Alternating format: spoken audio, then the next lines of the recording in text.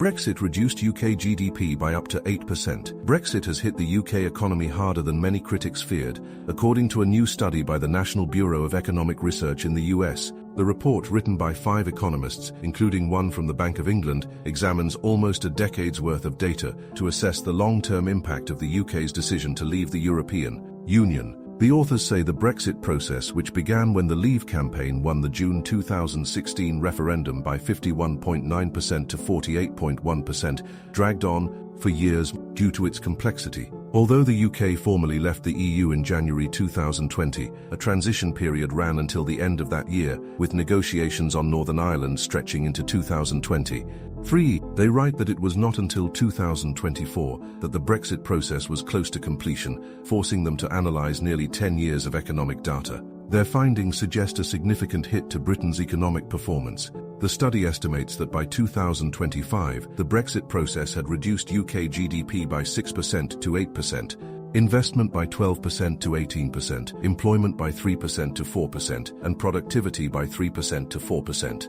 These effects, the economists note, accumulated gradually over time. The report identifies 4 main channels through which Brexit has weakened the economy. The decision to leave the EU created a persistent increase in uncertainty, weighing on investment in particular. Firms also faced lower expected demand for goods and services, while innovation and IT investment slowed, and management resources were redirected towards preparing for Brexit. Meanwhile, the more productive internationally exposed firms were more negatively impacted, reducing productivity gains between companies. To assess the impact, the economists highlight that the referendum outcome was widely seen as unexpected. Betting markets put the odds of Leave winning at around 30% in the months before the vote. They use this discrete event to employ both macro-level and micro-level identification strategies. At the macro level, the UK's post-2016 performance is compared with up to 33 similar countries.